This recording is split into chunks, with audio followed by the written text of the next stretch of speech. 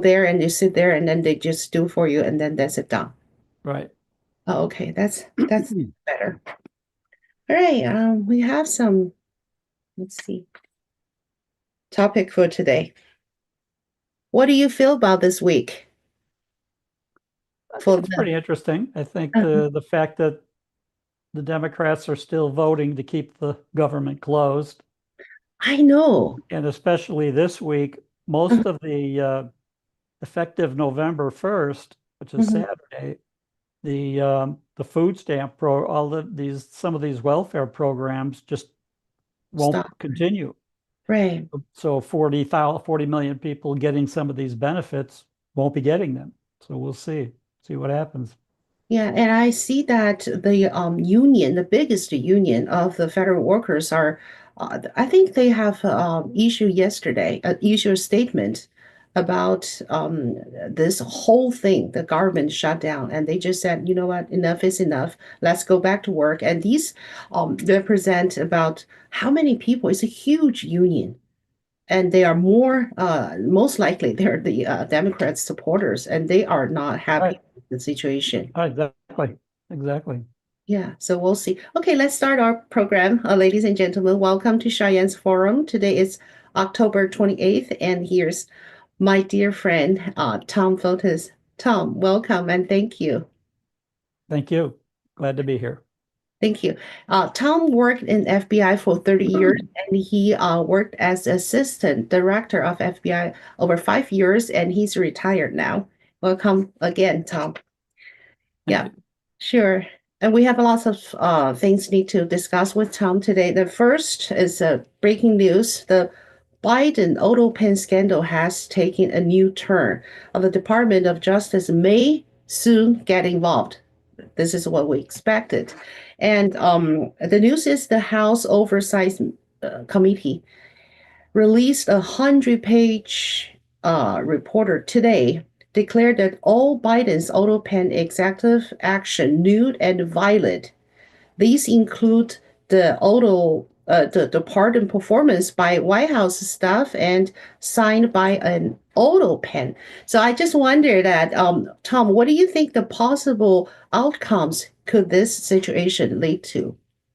Well, there's a couple outcomes. I think that probably some of these decisions may be knocked out, Mm-hmm. but there's it's unprecedented to have the auto pen issue questioned, and especially being questioned in conjunction with people saying Biden really wasn't competent toward the end of his presidency, if ever, but especially toward the end, that he was losing his cognitive skills and so all of the people that worked for him, his press secretary Jean-Pierre and some of these other ones, oh no, he was sharp as ever. He was articulate. He was great. Mm-hmm. But a whole lot of people know that's not true. Mm-hmm. The public knows it's not true. Sure. So so now the question is there the ability to declare the pardons if he wasn't personally aware of it, if he didn't personally have the ability to sign, even with the auto pen, are they valid? Are his pardons valid? They may not be. On Mm-hmm. the other hand, it's going to probably end up in the hand of some judges that are going to have to figure out, and maybe the Supreme Court, that how cognitively aware does the president have to be? So, Oh. the pardon power is for the president. Doesn't say in the Constitution the party or people at the White House or the vice president. It doesn't say anything about his ability to delegate it. Mm-hmm. And, there's enough people saying that some of these individual pardons he had no knowledge of. He didn't actually authorize. So now we're going to see this is going to end up in the courts, Mm-hmm. and we'll see what the judges and which judges, depends on which judges they get and how high up. Does it go to the Supreme Court eventually? Maybe. Mm-hmm. Right. So what's the rule of the Justice Department can involve? They gonna have investigation or they just handle that to the Supreme Court, to the court No, it system? has to be investigated, and at some point the decision made. So the Justice Department, if they investigate and decide that Hmm. these pardons or the majority of the pardons are not valid, Hmm. then that'll be the reason for litigation later, that Hmm. are they valid or are they not valid? And Hmm. and I think there's enough difference of opinion that we'll see. Right, right. And also the other a chunk of people, just like the lady name that you mentioned, her speaker person always said that, oh no, he's in good condition. It seems like she's lied to the public. So is this considered just a lie, or this is kind of criminal action? If you know that the president of the United States cannot operate normally, and you told public Well, that, that's a good question because she hasn't admitted it yet that he had cognitive decline right. or anything. She said he was as sharp all the way through, beginning to end, and everything like that. So, that it just shows her loyalty to Biden, at least for a while. But, the stuff that she's putting in the book that she's just put out in her book tour, Mhm. it's kind of indicating that she knew better, but she's lying. See, this is the evidence she herself provide. Yeah, Yeah. So do you think this kind of action can be or should be investigated by the DOJ? I Because think so. yeah, right. Okay. So is that possible that all these Autopen pardon are just invalidated? It's just canceled by the Supreme Court. Do you think it's possible? I think it's possible. Whoa. Because again, the argument that's going to be in court is, what did Biden know about each pardon? Did he know individually? Because again, the Constitution says he has the power to Right. issue these pardons. Hmm. But, did he have the knowledge of them? Or was it done behind his back? We don't know all the details of it yet. Hmm. So I think that that'll come up. And then what'll accelerate making it come up is some of the people that he's pardoned, if they get prosecuted.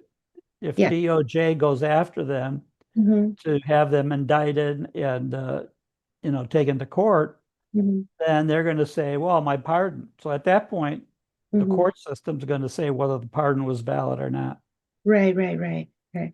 And also, you just mentioned that the Constitution is not saying that anyone other than president can sign the pardon. Right, but there's no provision for him to delegate it or to reassign it or for a member of the White House staff Hmm. to issue a pardon, even the vice president. It's the Right, president of the United States. Those powers are expressly for him. right, right. So, Well, so this is a very clear case then, because the Constitution has say it very, very clear, crystal clear that only the president can sign the pardon. So once we know that these pardons are not signed by the president, these are not valid, right? Is that simple as that? I think so. I think it should be the way they decide that. So we'll see. The other issue is that you're really not going to have a true legal test until they go to prosecute somebody who has been pardoned in that methodology. Right, right. So at that point, the person's going to say, "Oh, you can't bring charges against me. I've been pardoned." Hmm. And at that point, DOJ will appeal that, and it'll go up the chain, and we'll see if the pardon Hmm. if the pardon stands. Which at the point, if they can prove that Biden didn't issue the pardon Right. or wasn't knowledgeable of it, Hmm. because it doesn't say he can delegate it. It Yeah. doesn't say, I'm tired. I'm not going to take the time to sign it, but I want that person pardoned. Hmm. Hmm. So I think that, we've never in the past had a case where the president theoretically pardoned so many people at one time Hmm. that, you know, re realistically, it's impossible for him to know every pardon that was issued. So yeah, exactly. So we're talking about the one side of the problem is Biden's side. The other side is people who signed this pardon. Is this illegal? Is this a criminal action? Well, If, that's another thing to really be determined right? because it says the president shall issue pardons. Mhm. But if the people that operated the Autopen said, well, Biden knew about it and he wanted this pardon issued, and we just facilitated using the machine or, Mhm. whatever. So it's a good question. That's more questions to be answered by the courts. Right. And also, I'm thinking about back to Biden's side, jump from Biden to his stuff. And if he wants to protect this guy who used the auto pen to sign the pardon, it's very easy to him. He just said, okay, yeah, I agree with him. I order them to sign, even though he did not order that. And for protecting purpose, he just say, yeah, yeah, yeah, I ordered them to do so. So then everyone would be fine, right? On their parts.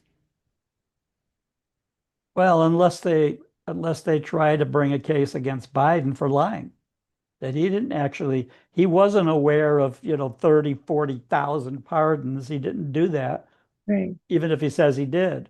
So So we need to invest. there'll be a lot of controversy down the line with all Right, these pardons. right. And if that's the case, DOJ going to play a big role, huge, because we need so many investigation. We need the facts to determine the case. Right. Yeah, right.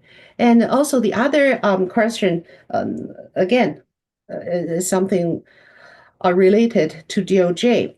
President Trump has his Truth Social article. And he said that the 2020 presidential election being rigged and stolen is a far bigger scandal compared to the NBA scandal. And he just said DOJ need to involved in big time.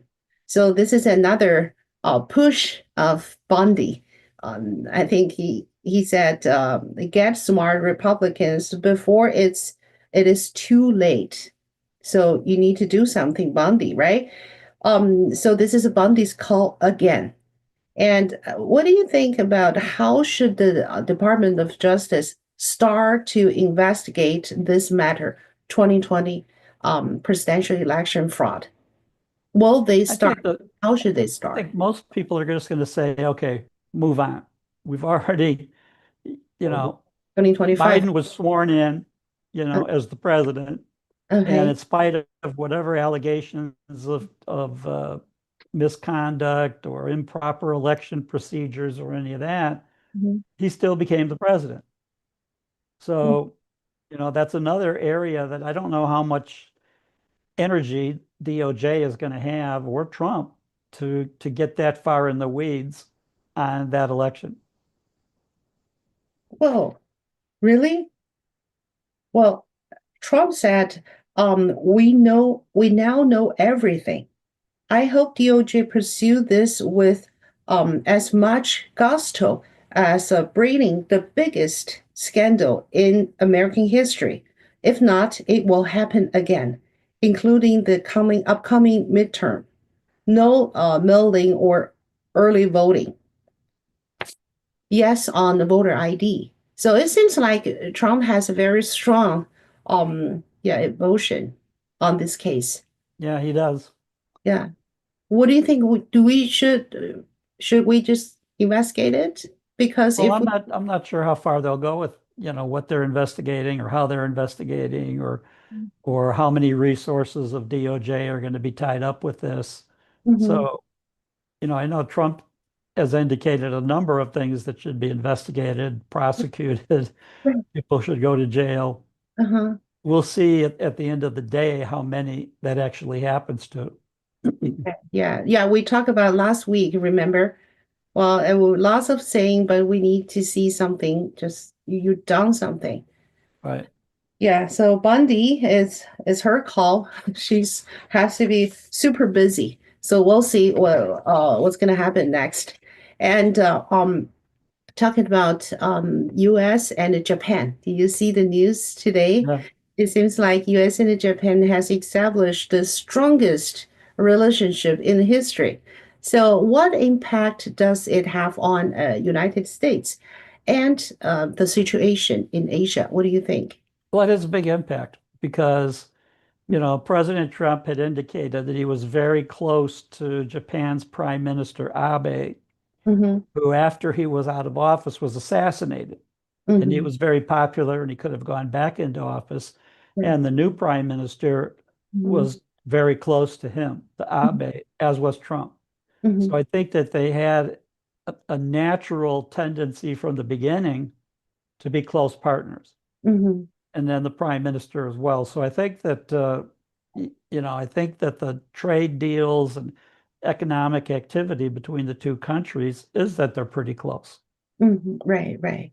So how about the Asia? Do Asia countries like to see a strong relationship between Japan and US, or they're kind of No, I think they want to be close to the U.S. also, and I think that's what's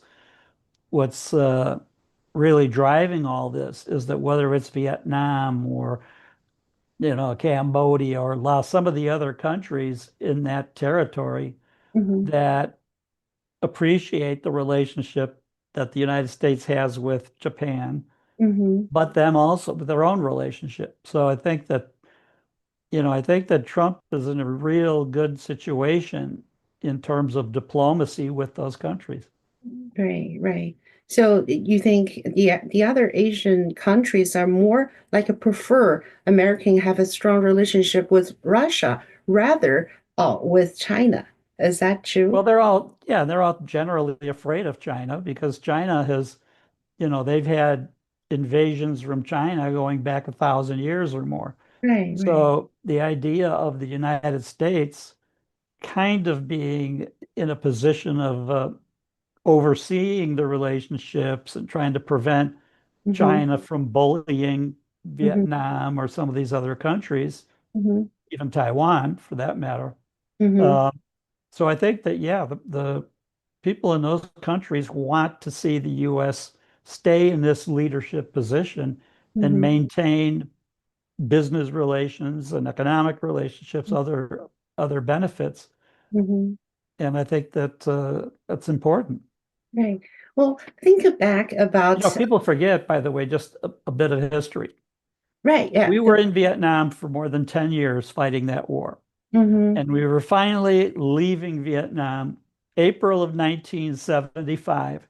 You see mm-hmm, the U.S. military helicopters on the roof of the embassy mm-hmm, taking away the last of the South Vietnamese allied people that had worked for us and were on the U.S. side and mm-hmm, taking them to aircraft carriers in the water off the coast, South mm-hmm, China Sea.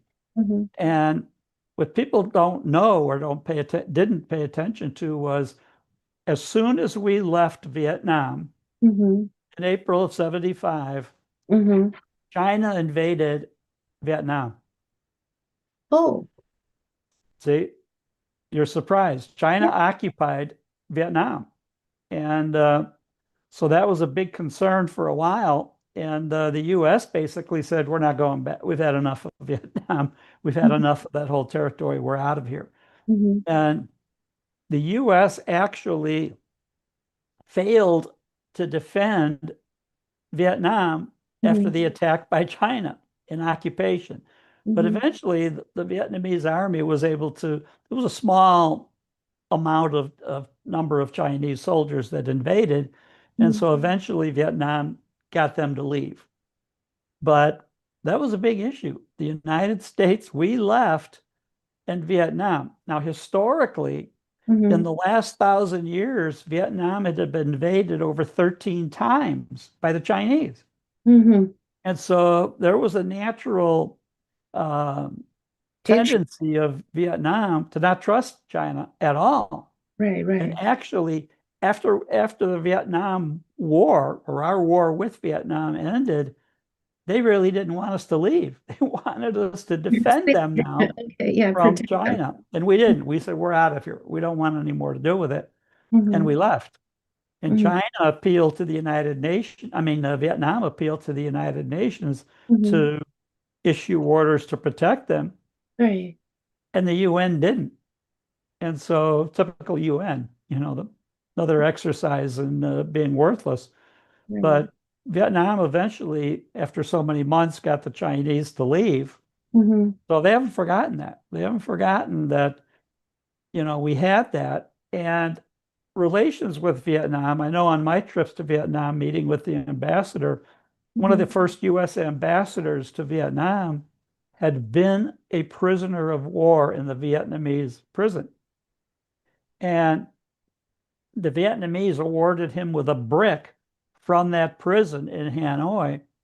And he insisted and advocated that we have good relations, that we, put aside 10 years or more of war and try to get along with each other and start a good relationship. So there was a lot of issues with the neighboring countries to China Right. and what they perceived as China being a bully or China, Hmm. overstepping its bounds and all of that. So Hmm. these are countries that really wanted the US to be an ally for them. Mm-mm. Like a protector. Yeah, like a protector. Right, right, Because they knew nobody else, who else would? right. Not the Exactly. United Nations. There's no other country big enough to Right, to intimidate China into not invading. right, right. And so that relationship went on. And I remember when I had my first trip to Hanoi Hmm. and met with the ambassador and met with senior officials of the Vietnam government. Hmm. And they actually told me, we would like the FBI to open an office in Hanoi. Did you do You that? have offices in, the Huh? neighboring countries. Right. We would like you to establish a legal attache office here in Hmm. Hanoi. Hmm. Now, at that time, Director Mueller, who had been a Vietnam veteran, Hmm. at first wasn't interested in that. Now, a couple of years later, he said, we should open an office there because they want to get along with us so well and Uh-huh. help us out and everything. But it was the Vietnamese that were advocating a stronger, peaceful relationship with the United States at that time. This is Right. back in, at the time I was there in Hmm. probably 2005, early 2000. My first trip to Vietnam was 1998. Hmm. So, 1998. Yeah. so Um, by that time, and I was there on the anniversary of the Tet Offensive. So I was there when they were having fireworks displays and all of that, celebrating what they did to the United States mhm, in mhm. January, the time of Tet, the full moon. Right, And, but over time, they wanted to be allies. They wanted to be friends and they wanted US support right. in every way, military, political, economic. So this is so interesting why we need to know the history and the true history. See, you mentioned that 1995 when the U.S. lived in Vietnam, China invading Vietnam. So is China invade Vietnam by their own army or with the Vietnamese Communist Party? Now, it I, was their own, it was oh, mainland China army, their army. wow. Well, see, I don't know about that. I think it's a Vietnamese Communist Party invade the southern part of Vietnam. So make the Vietnam become a communist party. So Yeah, that when I was meeting with uh Vietnamese officials, they were telling me, we really want you to stay. in a stronger way back in Vietnam, not to continue the war, but Mm-hmm. now as friends. Mm-hmm. Much like the United States had military occupying Western Europe, even Right, Germany after right. World War II. That's kind of what they were looking at was um, help us and Mm-hmm. protect us from China. Right, right, They wanted that at that time, 30 years ago when I was there, right, protect us from China. right. So the American is the superpower in the world, but Vietnamese people are not consider American as a threat to them, rather a help to them, At right? that point, yes, Yeah, right. So potential ally and help, and right. to help them economically. And by that time, business was picking up between the Vietnamese government Mm-hmm. business and the U.S. business. So Right. And also looking back in World War II, and that time, and every Asian, it looks like, or the history that we learned that every Asian country hates the Japan because Japan invade the whole Asia. But right now, the situation is just turned up. Every Well, Asian country. especially considering how brutal the Japanese were. So if you Right, look at, Japan invaded China 1937, right, and right. then you had at least three or 400,000 Chinese citizens killed by the Japanese in Nanjing, the Mm, rape of Nanjing, as it was called right, at the time, or right, Nanking, depending how it was they were spelling it. But right, Nanjing was the ancient capital, right. and when the Chinese went in there, they just annihilated people, Hmm. brutal. And then the activities that the Japanese were doing also considered brutal, using Hmm. Chinese civilians, even American and British POWs Hmm. for science experiments, Hmm. torture experiments, all Hmm. of that. Right, And, so what they did was just unbelievable. right, And, right. and many of their leaders were later, for crimes against humanity, Hmm. tried and put to death. Right. And interesting, the head of their War Department at the time, Japan's War Department, Tojo, Hmm. he tried to kill himself Okay. and didn't succeed when he was in custody getting ready, for his trial, and Hmm. he was going to be executed. Hmm. So the US did not want him to cheat the executioner. So they Hmm. saved his life and restored him to good health Hmm. and executed him. Hmm. So, and so there was much of that going on. The military commanders in some of the other areas in the Philippines and other countries Hmm. who were hung after the war for Hmm. war crimes. Right. And right now, Japan, it seems like it's a very civil country. And Even at that time, it's a really, and I know I was shocked, during the multiple trips I had to Japan, right, and we had an FBI office in Tokyo and tremendous relationships with them. right. And you look at historically, some of the commanders at the time, even during World War II, Mhm. were growing orchids in their yards, and they were very gentle and peaceful and all of that. And yet, so brutal. The number of civilians, and not just kill them, but torture and Mhm. the medical experiments that were done and all of that from a very peaceful country, basically. So Right. it didn't match up. Exactly. Everything historically that I had read about what Japan did during World War II. Mhm.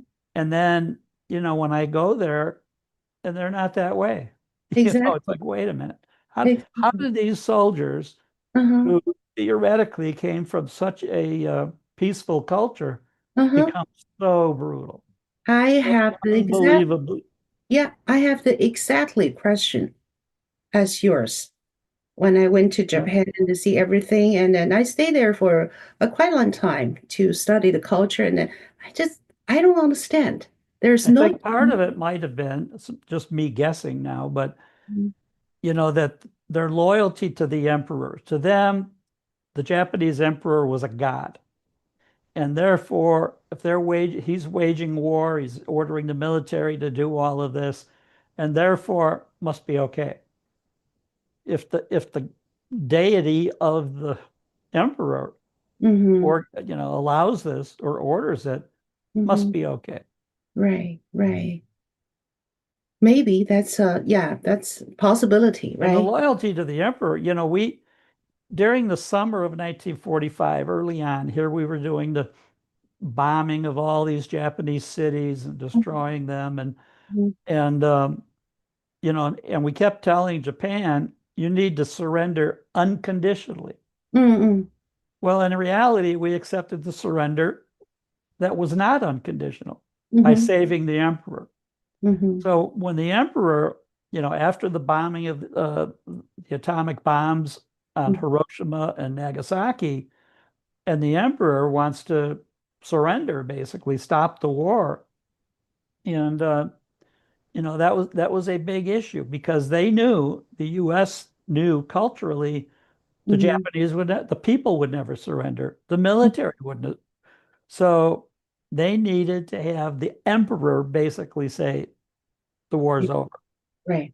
And until that happened, and so for for us, instead of saying unconditional surrender Mhm. and your emperor who did these invasions and organized this, we're going to execute him as a war criminal. Instead of Mhm. that, they decided to let him continue to be the god of the people and tell the people the war's over, and I then have him go around and publicly speak. When when the emperor made the announcement on Japanese radio, Mhm.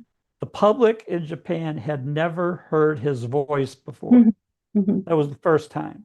Right. So, so yeah, I think that the decision was basically made, especially with MacArthur going in to run Japan for 5 years after the surrender, Mhm. was that as long as the emperor, we're going to use the emperor. We're going to take him around to different locations. We're going Mhm. to have him make public service announcements that the war is over, all Mhm. of that.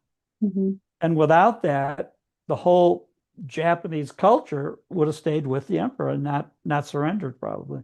Exactly. It's just like use the emperor as a middleman in some ways. Yeah. Have the Japanese people listen to him, obey to him, but follow the American order in some ways. And Well, then the order, yeah, the Americans would tell him what to do, right? what to do and what to say, and then he did it, and the Japanese people, Right. okay, You will how obey. so? Yeah, Yeah. yeah, yeah. So interesting when you look back history. It's there are something I don't know. You know what I'm thinking? Um, 50 years ago, when our next generation or the generation after look back the history of 2020, 2025, what's impression they gonna get? What we gonna define our history for them? Maybe they will know the news, maybe they will not. It really depends on which part they're looking for, what kind of public, the books they read. Maybe they got the right answer, maybe not. Who knows? So I just wonder the history that we learned, is that true? Is that really what happened? Just like 50 years, 100 years ago, when they look back at our time, do they really can see the truth about Yeah. Trump, about Biden, about Democrats, about Republicans? So it's just so interesting. Well, when it comes to war, the people who win write the history books. Exactly. And so now the question is, how much of that was corroborated by others, Uh-huh. even within excuse me, within Japan, their Mhm. own military leaders, their own people. Right, right. Exactly. That's the point. That's the point. And also, for China, we always be educated that Chinese people are very peaceful people. They're very smart. They work hard, everything. And I think it's true, right? But right now, seems like the other people, the other countries, especially the country around China, they are afraid of China. They don't think China is a peace force. No, Instead, because as I said, like Vietnam had experienced yeah, 13 invasions in the last 1,000 years by right, China. right. And so now other countries, invasions from Japan, Uh-huh. during the Shogun era and samurai and, Right. following their code of Bushido, Uh-huh. the war code. Mhm. Um, so yeah, it's very interesting how the cultures of these countries play into what they did. Mhm. And if they had a leader Mhm. that basically was more powerful than the culture originally was. So Mhm. somebody like the emperor ordering these invasions, Mhm. they tried to portray the emperor as, well, he really didn't know. He rode around on his white horse, and what did he Mhm. know? And that Uh-huh. he was like a god. Uh-huh. Um, you know, Trying to equate his knowledge of what was going on to Joe Biden's, what's Mhm. been going on here. Uh-huh. And, but more and more information came out that he was being briefed on some of these Mhm. horrendous war crimes that were being committed. Right. Exactly. And also, it seems like President Trump, we're still talking about Asia situation huh? Right now. President Trump and Xi Jinping might hold a talks on Thursday, 2 days Right. with a fentanyl likely being a key topic. My question is if we confirm that vast majority of the fentanyl entering our country, which is the United States, originally from China, could such actions be considered an action of a war against the United States? Well, if we choose to say that's what it is, kind of like we're doing with Venezuela, attacking the boats, Mhm, these small boats. But as I mentioned before, the amount of fentanyl that could kill millions of people could fit in a canoe. You don't need big warships or airplane uh-huh, loads. uh-huh, It's so dangerous and so concentrated that it doesn't take much to kill thousands and thousands of people. mhm. So yeah, we'll see. Do you think why China do that to America? Well, I think their ultimate goal is to weaken the United States and bring us down, bring what even the Western culture down. Hmm. And so we're the biggest obstacle to them, Hmm. basically to their goal of worldwide domination and some of the political Hmm. things that they intend to have happen. Hmm. So I think that's why. And the US is saying, stop it. Stop sending the ingredients for fentanyl, the Hmm. raw materials and the precursor chemicals, as they call it. Hmm. Stop sending that to Mexico or other Western countries where it's actually the final recipe is put together Hmm. and Exactly. put into the bottles or syringes or whatever, however they do it, tablets. Hmm. Hmm. So So, compare China and Russia to U.S., which one has more threatened to U.S.? What do you think? China. And in many ways, Hmm. the culture of Russia, for example, Hmm. a lot of people don't realize, and especially a lot of people in our own government, don't want to pay attention that Putin, um, in many ways, has restored religion to Yeah, right. Russia, Hmm. and that type of culture Hmm. is, basically a Christian culture, Hmm. and China is not. Hmm. So there's a difference culturally between the two countries. Hmm. So the main you mean the main point Russia and China are different to the American is because of the culture difference. And Right. from Chinese culture, especially, I think that when we talk about China, there are actually two parts of China. One part of China is like in Taiwan. They are more like a traditional Chinese, and the other one is People's Republic of China, which right now is the legal representative of China. But these two parts are really different. And even though they share the same culture base, but they are different. So we Right. talk about Taiwan, and then we talk about mainland China is different. And also the same thing in an American. We talk about American, but we have two kind of American. One is the left Democrats American, which is crazy in my opinion. And the other one is the conservative American, which I really highly respect. So they're different, even though they have the same name. They actually contain the different contents. Right.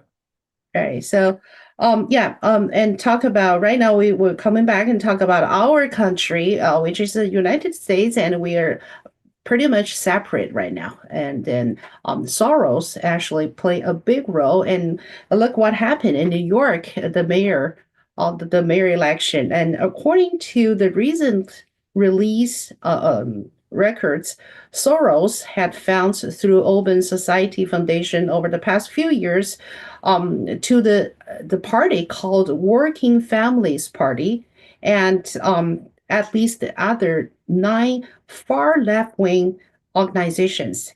And these groups all support Mandani, the successful campaign in New York mayor primary. So, how much money is involved? The total number is about $34 million for Mandani's race. And the other unnamed NGO collective received approximately 13.9 million in related funding. So much money support him. Um, it is very, very clear that the guy, Mandani, is a Trojan horse. So, continuing the action of subversion against the United States is so obvious. Everybody should see that. So, legally speaking, what avenues does the U.S. have to expel Soros and his organization from American soil? It is Well, they something. can, yeah, they can go after him, for his financial support through his subsidiary companies to the left in general, or specific groups in the left that he's been funding. And so, yeah, they could prosecute him for that if they're trying now to make the financial case against him, and he could be prosecuted for all of that. Okay. Do you think we have a way to just kick him out? Don't stay here in the States. Well, he's Do basically, I don't know where he lived. I thought he lived in England, but you know, I don't think he's on the ground here doing all this. I think he's been doing it, remote controlled. right. Yeah, that's the problem. If do we have any possibility to stop him to doing that, to send his money to destroy this country? Do we have way to do that? Well, we can if we want to exercise the will to do it, to go against him, to prosecute him or these subsidiary companies Hmm. and put a stop to it. So we'll Hmm. see. Do you think we should do that? Or this is something that we actually can't because if you take off Soros, you're going to have some other people coming to do the pretty much the same thing. Is that Well, the maybe, but I recommend go after him. And if other people rise up once we've gotten rid of him, you Mhm. know, so be it. We can take them on. If you look at, for example, everybody's talking about that Trump wants to overthrow Maduro in Venezuela. Uh-huh.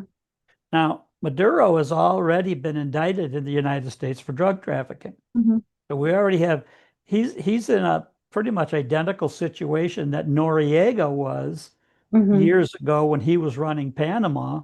Mhm. And eventually we had enough and sent the military down and got him.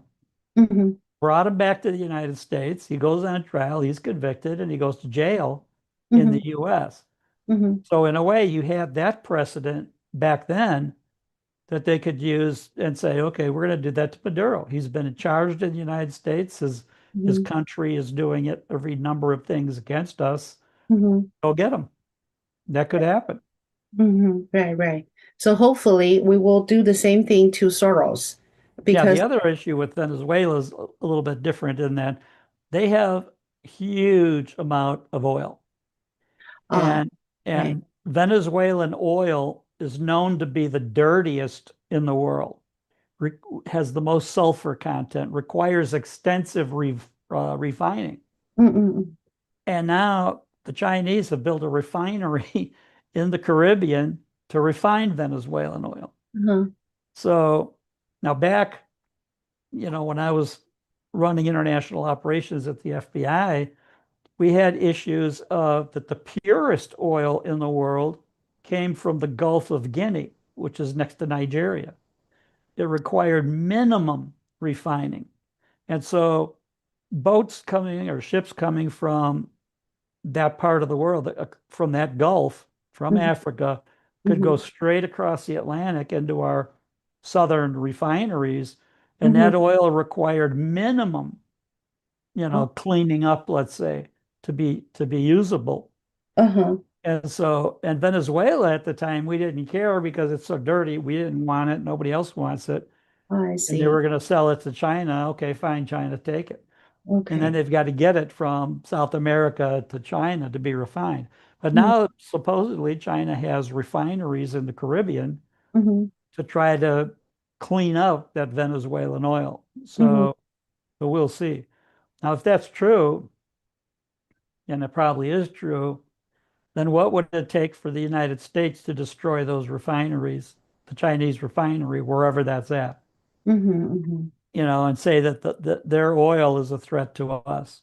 So just Oh, like we took out the nuclear facility in Iran, we right, could right, take out the oil facility in the Caribbean if it came right, down to it.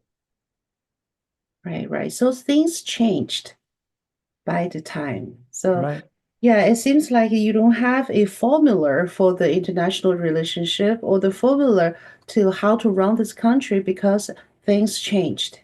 right. Right, yeah.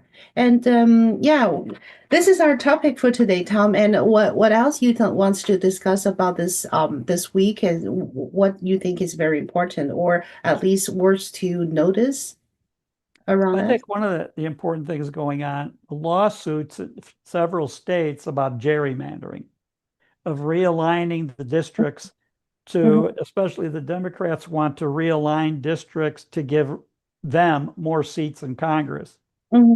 even though they don't have a majority and Trump had a wider margin of victory in many of those states. Hmm. So we'll see where that goes. I think that, Hmm. for the most part, the Hmm. Republicans, they're in a position right now with some of these lawsuits that they could win 20 or 30 seats in the House. Hmm.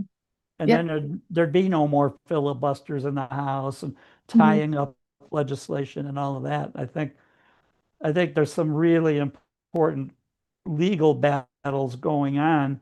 And Right. so far, I heard one commentator say a couple days ago, Mhm. Trump has won 30 Supreme Court decisions in a row and Wow. taken out many of these lower court decisions have gone Trump's way. And so, in Really? fact, the decision that Trump is the commander in chief and no judge can tell him, no state can tell him, you cannot deploy the National Guard Yeah. here. Yeah. Yeah. Yeah. That's That's a good one. enormous.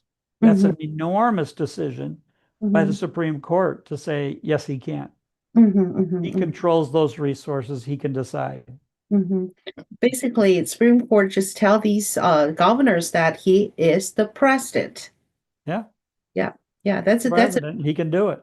yeah, that's a big news, which is so It's important. huge. It's a Yeah, huge, yeah, and also talking about that, it's a funny news I saw. I think it's funny because some Democrats said Newsom plus Kamala Harris will be the 2028 um presidential election of their candidates. And for the Republic is Vance plus Rubio. So right? yeah, if Newsom becomes the president, the candidates of Democrats, I don't think they have chance to win. Zero No, chance. Yeah, yeah, I and would agree. yeah, so crazy. Kamala Harris will come back. Oh my gosh, can you believe that they don't have other people? Why they think she can win again? So I don't I know. these Democrats. I We'll think see. they're just that stupid. Yeah, exactly. I agree with you. All right. And I Thank think also the Democratic Party, you. the leadership in the party is relying on the stupidity of Democrat voters, that they are so ignorant. The blue cities, things are so bad. Pritzker in Illinois is the governor, and the mayor of Chicago are Mhm. just so stupid, Mhm. and everything they do basically hurts their own people. It's like, so what? It's really hard to her, but it's true. I think It's it's true. true because we do not have any other explanation on the situation. All right. Right. Okay. Well, thank you so much, Tom. Thank you so much. I'm so happy to talking with you. It's so interesting about the history, about what happened currently. I'll translate into Chinese as soon as possible. And again, I really appreciate You're it. welcome. Thank you very much. Thank you and recover soon. All right. Thanks. Thank you. I'll see you next week. Yes. See you next.